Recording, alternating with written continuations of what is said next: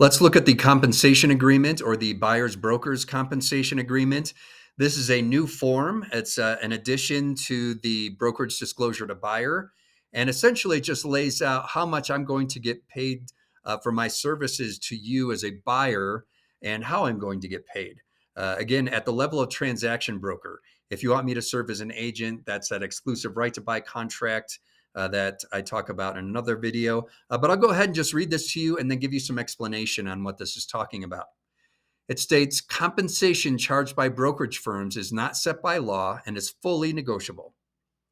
In consideration of the services to be performed by buyer's broker as buyer's transaction broker, buyer's broker's brokerage firm or the brokerage firm will be paid a fee equal to, and I'll put in a percentage there that I charge for my services, which is a percentage of the purchase price of the home, or a dollar amount.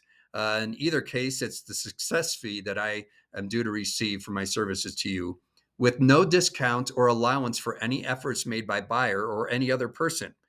I'll explain that. That basically means that if you feel like you've done some work on your own and you think I should take a cut in pay because you did something, that's not part of this compensation agreement. That could be a separate discussion. But basically, once we agree to this and it's signed, you don't get to say, hey, I'm not paying you as much because I did such and such on my own. Then it goes on to say, unless approved by buyer in writing, brokerage firm is not entitled to receive additional compensation, bonuses, and incentives paid by listing brokerage firm or seller. So that prior sentence I read protects me.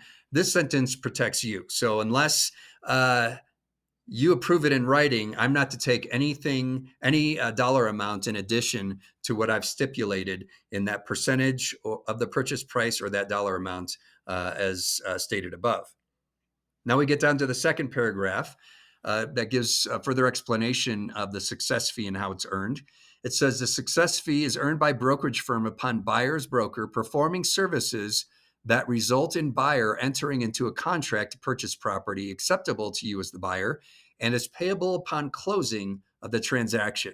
So notice two things there. That success fee is earned by me if I get you under contract on a home that is acceptable to you and I get you to closing. Now, there is one qualifier here that I'll read here in the remainder of this paragraph. But it goes on to say, if any transaction fails to close as a result of the seller's default with no fault on the part of the buyer, the success fee will be waived. So if the seller defaults and you don't get to closing because they changed their mind and said, hey, I don't want to sell this house anymore. I'm going to be in default of this contract. That's not your fault. That's their fault.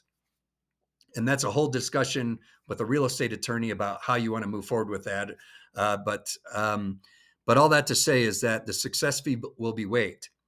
Then it goes on to say, if any transaction fails to close as a result of buyer's default, in whole or in part, the success fee will not be waived. Such fee is due and payable upon buyer's default, but not later than the date that the closing of the transaction was to have occurred.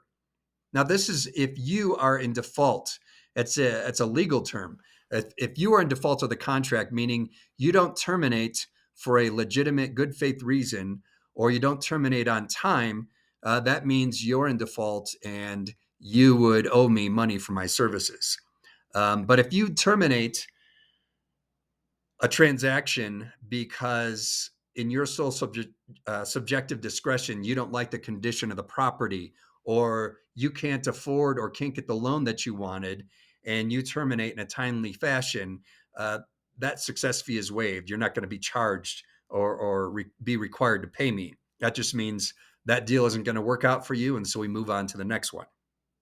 So it's important for you to know the difference. That doesn't mean, hey, if you have to terminate, you owe me money. And then every time we go under contract and you have to terminate for some legitimate reason, you owe me that same amount every time. That's not what this is saying. It's only if you're in default. And then it goes on to say, broker is authorized and instructed to request payment of the success fee from one or both of the following. So if I'm serving you as a transaction broker and you've signed this agreement, my responsibility is to seek payment from the seller's brokerage firm or the seller, or both. Buyer is obligated to pay any portion of the success fee which is not paid by the seller's brokerage firm or seller, but only if broker discloses to buyer the amount buyer must pay in writing and prior to buyer entering into a contract with the seller. So that in writing part right there is referring to this compensation agreement. So before we go under contract on a property, you're to have reviewed this, agreed to it, and signed it. And eyes wide open, you know that I'm charging such and such a percentage for my services. And so you're fully aware of that moving forward into going under contract on a property. But as I mentioned in this third paragraph, my responsibility is to seek payment from the seller's brokerage firm or the seller. And if there's any discrepancy or difference that they're not covering the full cost of my services, you're obligated to pay that discrepancy. Now, I know that's scary sounding, but please know that everything is negotiable. So I'm not going to go into details about that unless we're moving forward in a working relationship, and then we can talk about all those kinds of things. So I know that third paragraph is scary, and I'm sure the whole notion of you having to pay a real estate agent is a scary concept. You may have thought beforehand that you didn't have to do that. And in a lot of cases, that's the way it was. But now things are a little bit different. You are obligated to pay me, unless, of course, I get paid by the seller. And any difference, you're required to pay. Again, however, that is negotiable. And we'll save that more in-depth discussion if you choose to move forward with me in a working relationship. But that's it for now with this compensation agreement. If you have any questions, don't hesitate to get in touch. You can reach out to me via email, or you can leave a comment on my YouTube channel if you watch the video on there. And I'd be glad to help you and look forward to working with you. Also, pay attention. I'm going to have other videos on my YouTube channel in regards to the home buying process and other important forms that we use in the purchase of a home.